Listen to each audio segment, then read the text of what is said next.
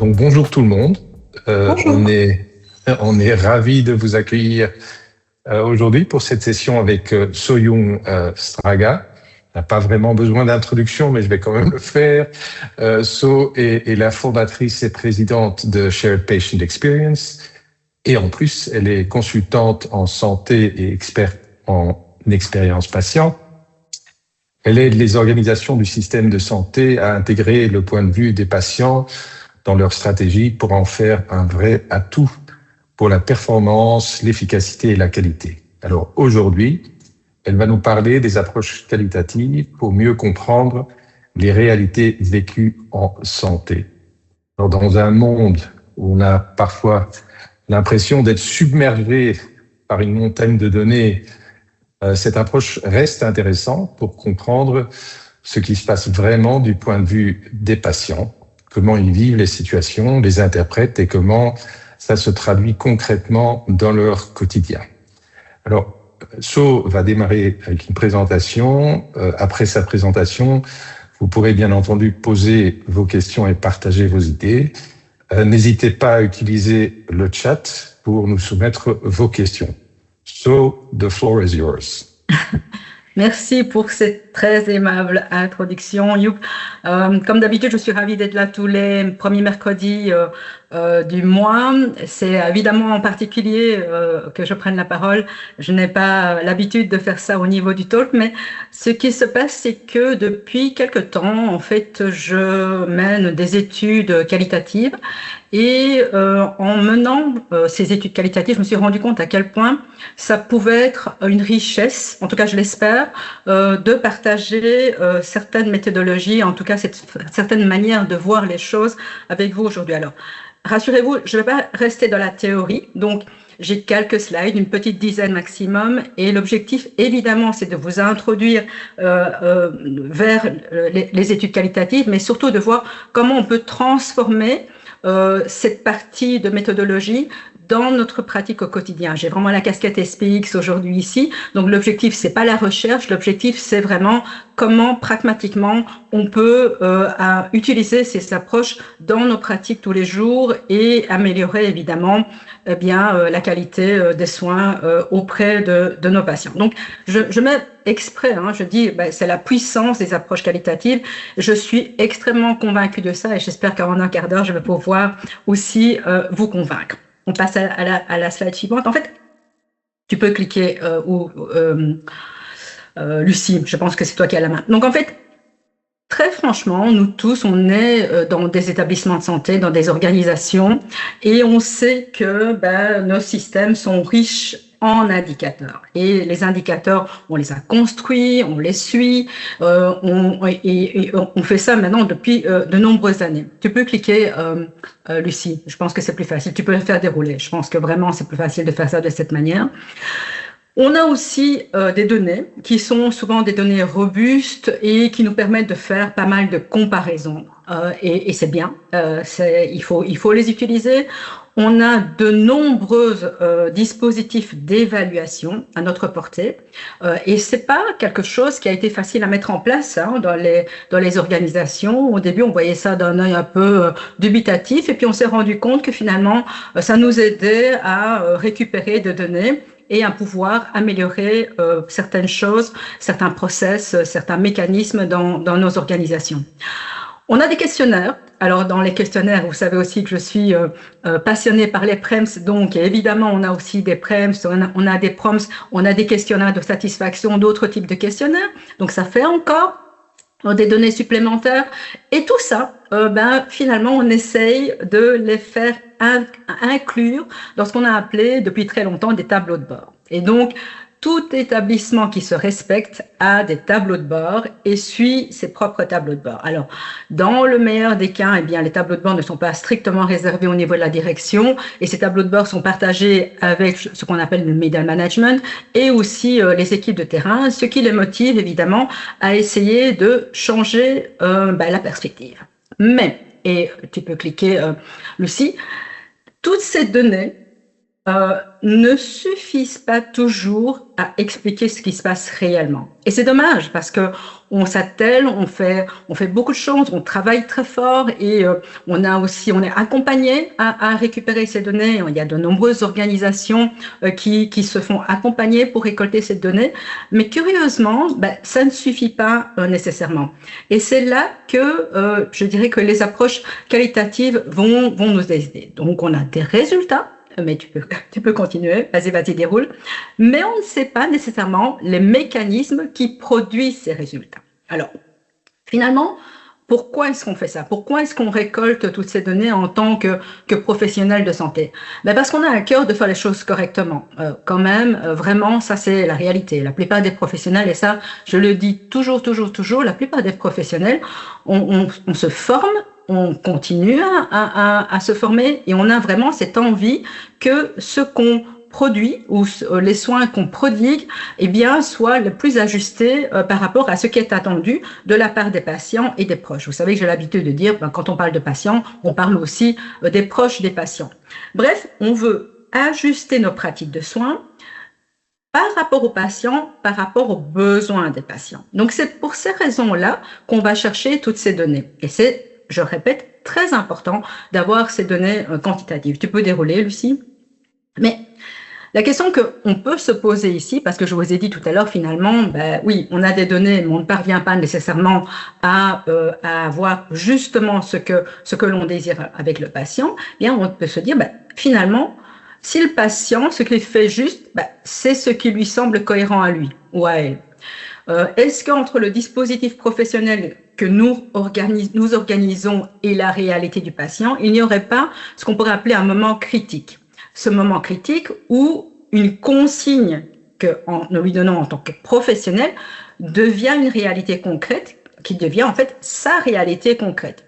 C'est à ce moment-là, quand cette consigne devient sa réalité concrète, que les décisions sont prises par les patients.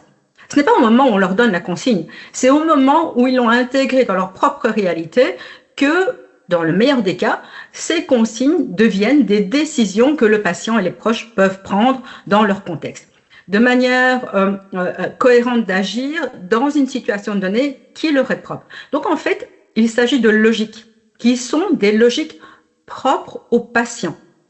Et ça, en fait, c'est ce que moi j'appelle un angle mort. Tu peux cliquer, Lucie. C'est ce qu'on appelle c'est ce que moi j'appelle l'angle mort.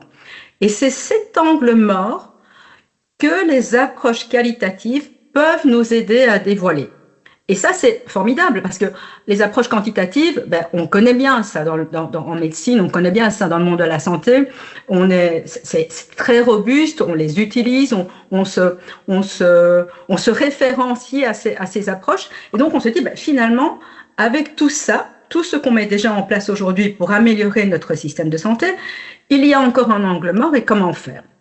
Je vous ai dit en début de séance que c'était dans le cadre d'études et c'est important que je vous dise, oui, effectivement, si on veut faire des études qualitatives, il y a des critères bien précis, des méthodologies bien précises à poursuivre et de sorte que ce soit validé et que ça puisse être évidemment publié, comme toute bonne recherche, c'est important de voir les choses de cette manière.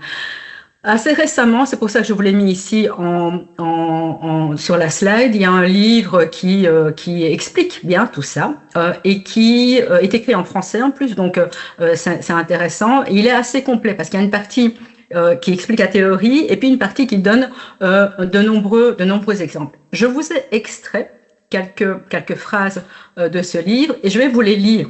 On va les lire ensemble.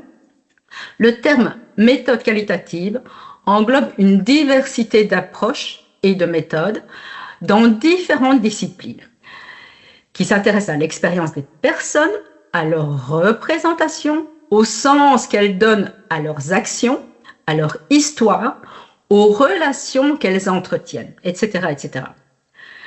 C'est-à-dire à tout ce qui est considéré comme non directement quantifiable et mesurable. C'est ça l'angle mort, c'est de ça dont je vous parle tout à l'heure. Dans le champ de la santé, nous avons souvent entendu les recherches qualitatives définies par la négative. S'agissant de recherche, ne produisant pas de résultats quantifiables, les recherches qualitatives sont considérées comme non objectives, voire non scientifiques. C'était encore le cas il y a quelques années. Ça l'est beaucoup moins aujourd'hui. Aujourd'hui, ça commence vraiment à être accepté dans plein de congrès, je dirais, médicaux. Vous avez évidemment de nombreuses recherches quantitatives et puis quelques recherches qualitatives qui sont présentées. Donc, il y a vraiment une amorce des recherches qualitatives dans le domaine de la santé. Mais pour ceux qui ne le sauraient pas, en fait, on n'a rien inventé. Les recherches qualitatives, elles existent chez nos amis les sociologues depuis pratiquement un siècle. Et donc, on n'a fait que transposer ce qu'ils ont déjà réalisé dans le milieu de la santé, mais c'est riche en conséquences. L'observation et l'entretien avec les patients ont été les premiers modes d'investigation de la médecine scientifique et expérimentale et ont été à l'origine de nombreuses réussites en matière de progrès sanitaire. Donc, la recherche qualitative aujourd'hui, elle est acceptée, elle est considérée, elles sont réalisées et les résultats sont utilisés pour améliorer nos systèmes de santé. C'est très très important de voir ça de cette manière parce que je dois vous avouer qu'à chaque fois que je vais parler des résultats d'une recherche qualitative, on me dit « oui mais combien de patients vous avez vus par rapport à votre étude ?» C'est la question systématique. Or, ça n'a aucune importance. Et donc, je provoque un peu en disant ça de cette manière, hein, mais la méthode est tellement rigoureuse qu'elle vous permet d'avoir ce qu'on appelle vraiment une saturation des données quand vous faites ça correctement.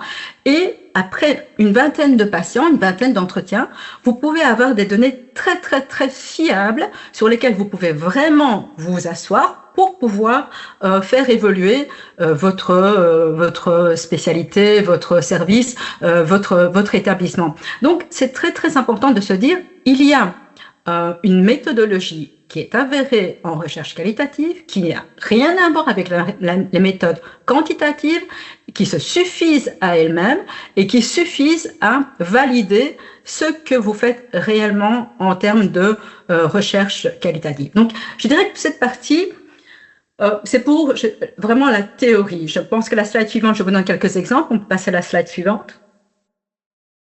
Oui. Les méthodologies vraiment en termes de recherche qualitative, il y en a une petite dizaine différentes. Mais parmi celles-là, je vous en ai accroché ici 3, qui me semblent les 3 qui pourraient vous aider le plus dans votre pratique au quotidien. La toute première, c'est ce qu'on appelle la phénoménologie. Ça permet, c'est un mot évidemment qui vient vraiment nous titiller les oreilles en termes de sociologie, mais aussi en termes de philosophie. Mais c'est vraiment une méthode qui nous permet de comprendre l'expérience vécue.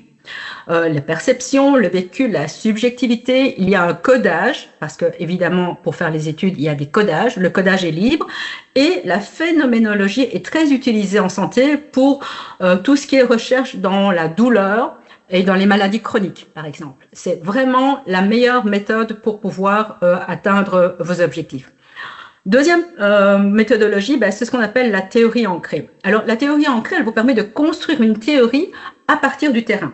C'est un processus qui est très, très inductif. Il faut avoir l'esprit vraiment ouvert pour pouvoir faire ça, ne pas avoir de préjugés, arriver vraiment, comme je dis, avec une page blanche. C'est pas un exercice facile quand on travaille en santé, croyez-moi, mais petit à petit, ça vient. C'est un codage très ouvert et c'est utilisé pour comprendre vraiment les processus. Donc, c'est intéressant de s'intéresser justement à cette fameuse théorie ancrée. Et enfin, l'approche narrative, probablement vous en avez déjà entendu parler, mais c'est cette approche qui consiste à avoir une écoute intense sur plus que des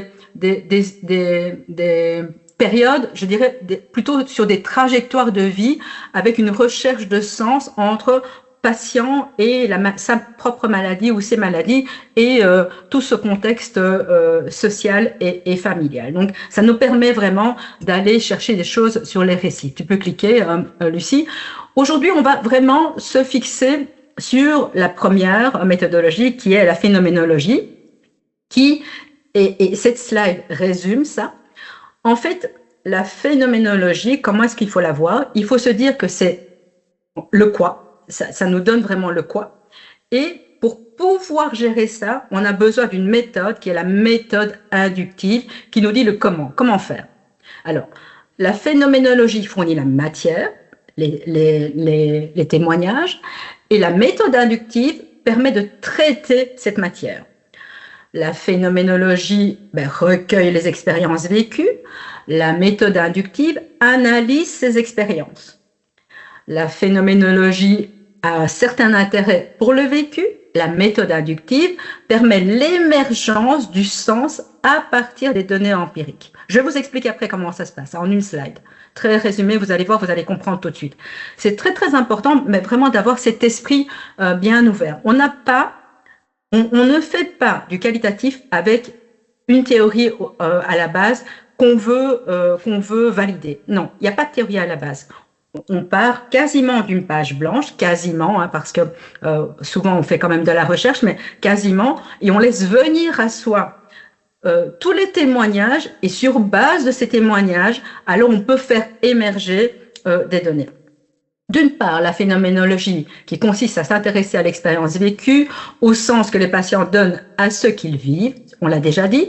D'autre part, l'induction qui consiste à analyser l'expérience en partant des données pour faire émerger progressivement une compréhension. Autrement dit, on travaille sur des expériences vécues et on les analyse avec une méthode inductive. Cette articulation permet de comprendre la logique d'action réelle. On comprend vraiment pourquoi les patients réagissent de cette manière-là. La slide suivante va vous faire comprendre. Non, c'est encore après, mais peu importe. Comment passer maintenant de récits individuels, donc ce que je viens de vous dire, hein, les fameux témoignages qu'on récolte, en connaissances utiles pour l'action. Comment est-ce qu'on transforme ces expériences en connaissances? Parce que finalement, c'est ça qui nous importe, c'est de se dire, ok, c'est bien joli, mais on a dit au début qu'il y avait plein de data, on va pas en plus maintenant avoir des data, c'est vraiment avoir ces témoignages et comment, avec ces témoignages, on en fait quelque chose. C'est ça qui est important. Je vous ai dit, on ne commence pas par une théorie à confirmer, il n'y a pas de théorie. On ne cherche pas à faire entrer les patients dans une catégorie préexistante non plus. C'est pas comme ça que ça marche. On part des données empiriques. Les données empiriques, ce sont les récits, les témoignages des patients, dans lesquels vous allez avoir des verbatims, des situations vécues, des comportements observés. Il est clair que si vous avez l'occasion de récolter le témoignage du patient physiquement devant vous, vous allez pouvoir aussi observer la manière dont il s'exprime.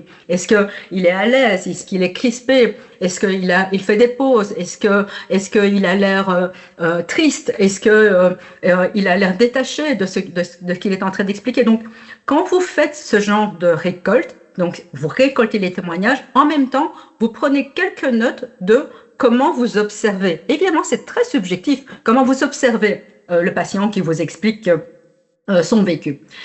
Progressivement, avec la méthodologie, vous allez voir que tous ces témoignages, en fait, vont nous donner une régularité qui va apparaître, des logiques qui vont émerger, et nous, en tant que professionnels, on va commencer à comprendre, et cette compréhension va commencer à se construire. Tu peux cliquer, Lucie. Donc, l'objectif n'est pas « est-ce que ma théorie est correcte ?» Et ça, c'est fondamental.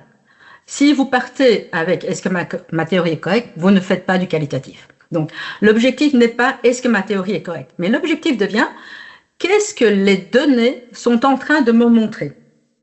Comment est-ce que moi, avec les données que je suis en train de récolter, je suis tout doucement, avec ma propre expérience de professionnel évidemment, je suis tout doucement en train de construire quelque chose. C'est vraiment comme ça qu'on doit percevoir cette méthodologie. Et donc cette fameuse slide qui vous explique la méthode.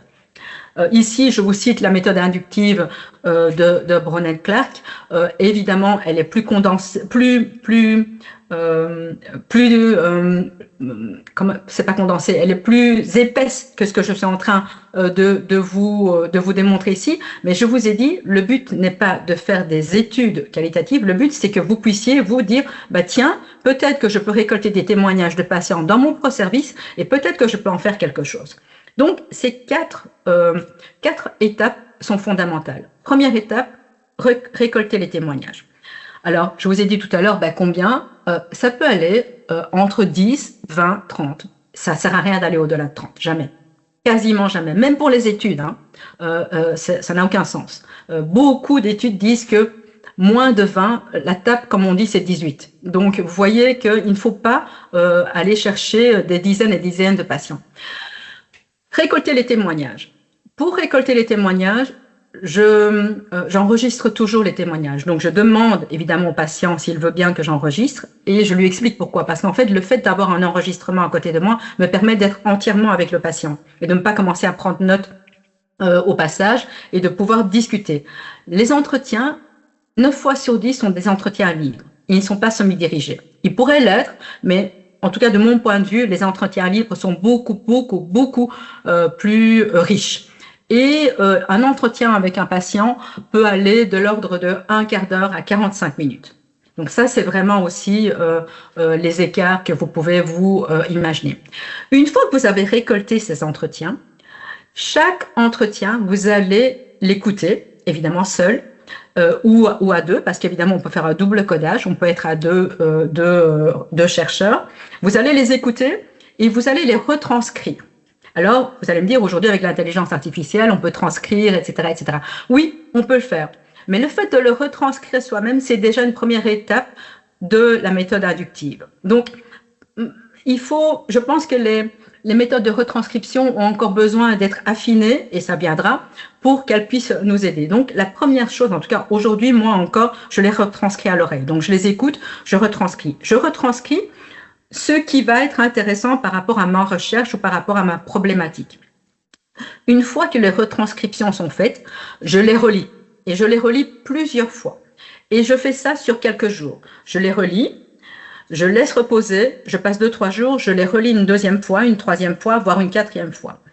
Le fait de faire ça de cette manière, vous allez voir émerger, et ça c'est la première fois que vous faites ça, c'est vraiment une découverte. Vous allez voir émerger ce que j'appelle, enfin non, pas ce que j'appelle, ce qu'on appelle des sous-thèmes. Et les sous-thèmes peuvent aller entre une dizaine et une vingtaine. Donc ça veut dire quoi les sous-thèmes? Ça veut dire que tous les patients que vous avez interrogés vont vous parler avec leurs phrases, avec leur vécu, des mêmes choses. Et ça, ce sont des sous-thèmes. Et la relecture va vous permettre de construire, de modéliser ces sous-thèmes en thèmes. Et l'idéal, c'est qu'en fin de process, vous ayez moins d'une dizaine de thèmes. 6, c'est vraiment bien. 6, 8, c'est vraiment le maximum. Il faut vraiment refaire ce travail de concentration. Parce que si vous en avez plus, ça veut dire que vous vous éloignez des vraies problématiques. Vous avez mis, parce que vous avez été touché par le récit de l'un ou l'autre, et vous avez mis des verbatims qui ne sont pas nécessairement répétés. Donc, il faut vraiment qu'il y ait cette répétition pour pouvoir créer un thème qui viendrait de sous-thème. Une fois que vous avez ces thématiques, c'est là que vous allez pouvoir passer à l'action, parce que ces thèmes que vous avez identifiés, ce sont les thèmes qui posent problème à vos patients dans votre propre vie de professionnel. Donc, c'est vraiment ce mécanisme, ce flux qui va vous permettre de faire les choses de cette manière. Alors, la première fois ou les premières fois, évidemment, ce n'est pas nécessairement si fluide que ça. Ça va peut-être vous prendre plus de temps. Mais au plus vous le faites, au plus vous avez ce mécanisme qui vous permet vraiment d'arriver à avoir des codages assez rapidement. Tu peux passer à la suivante. Et alors, je vous donne ici rapidement un exemple. Comment ça se passe? Donc, vous avez une patiente qui dit, bah, oui, on m'a expliqué le traitement. Donc, ça fait partie de tout un récit. Hein. Oui, on m'a expliqué le traitement, mais quand je suis rentrée chez moi, je ne savais plus quoi faire. Et donc là, typiquement, c'est un cas où on disait que les patients n'étaient pas compliants. Et on avait beau, mais ça ne marchait pas, et ils ne prenaient pas leurs médicaments, etc., etc. Et donc, on voit bien qu'il y a une rupture, qu'il y a eu quelque chose qui a fait que... Et en fait, quand vous commencez à écouter les récits des autres patients, ils disent quasiment tous la même chose. J'ai pas osé appeler. Donc, appeler le professionnel pour savoir davantage. Je ne voulais pas déranger. Je pensais que c'était normal. Je me suis débrouillé tout seul. Et donc, vous commencez à comprendre que plusieurs patients que vous interrogez vivent la même chose, essayent tant bien que mal d'avoir des stratégies d'adaptation pour ne pas déranger les professionnels qui sont déjà fort occupés, mais du coup, ne prennent pas leur traitement correctement. Ici, un thème émergent pourrait être difficulté à demander de l'aide après le retour au domicile. Voilà, typiquement. Ce n'est plus un cas anecdotique, c'est l'émergence d'une logique collective. Vous comprenez un peu le mécanisme que je vous disais tout à l'heure. Vous laissez venir les choses à vous et vous vous rendez compte qu'il y a tout un groupe qui pense la même chose, qui dit la même chose, qui a ressenti la même chose avec les mêmes intensités. Ces thèmes émergents sont précisément ce que les indicateurs classiques ne montrent pas. C'est notre angle mort. Vraiment, c'est comme ça que ça se passe et c'est comme ça que vous avez vraiment, une fois que vous avez toute cette matière, boum, ça vous vient comme ça et vous dites « Ah oui, évidemment, c'est ça ». Et donc, vous pouvez aller travailler là-dessus. Tu peux avancer, Lucie ? Je pense que c'est ma dernière slide et j'ai exprès essayé de condenser pour que on puisse avoir un petit peu de temps pour discuter. L'objectif final de l'approche qualitative, c'est de comprendre pour agir autrement. C'est ce qu'on veut tous. C'est une approche inductive qui permet de révéler des zones invisibles du parcours des patients, des mécanismes concrets, des obstacles réels, des logiques de comportement. Ce que ça change, c'est que on cesse de penser, le patient ne suit pas les consignes. On commence à comprendre. Les patients agissent selon une logique cohérente dans leur réalité. Alors, ne me faites pas dire ce que je n'ai pas dit. Je ne dis pas, oui, le patient a toujours raison et c'est le problème du professionnel. Non, non, c'est le problème de personne. C'est juste qu'on a deux réalités qui sont différentes et que ça nous permet de cette manière-là de comprendre leur réalité pour que le soin que nous souhaitons prodiguer, finalement aboutisse, parce que à quoi ça sert de nous obliger à pratiquer des soins ou à délivrer des soins si on ne parvient pas à ce que forcément le patient se prenne en charge. L'intérêt pour nous les professionnels de la santé, c'est de pouvoir ajuster les pratiques, de mieux comprendre les écarts, d'améliorer les dispositifs et de concevoir les interventions beaucoup plus réalistes. En fait, c'est un changement profond de posture et de manière de penser la problématique. Et ça nous permet donc de comprendre avant de vouloir tout de suite corriger. Il y a un problème, nous, le professionnel, c'est comme ça. Il y a un problème, on veut corriger. Eh bien non, avant de corriger, essayons de comprendre ce qui se passe, qu'est-ce qui se passe dans l'angle mort, comment on va chercher cette partie-là. On va chercher cette partie-là et ça nous permet alors davantage de pouvoir corriger ce qu'il y a à corriger.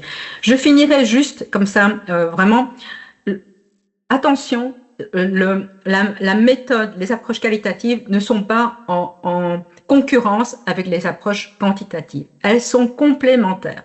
Comme je dis toujours, les proms et les prems, c'est des frères et des sœurs, ici ce serait pareil. Elles sont vraiment complémentaires. Elles répondent à des questions différentes. Le quantitatif mesure, le qualitatif explique.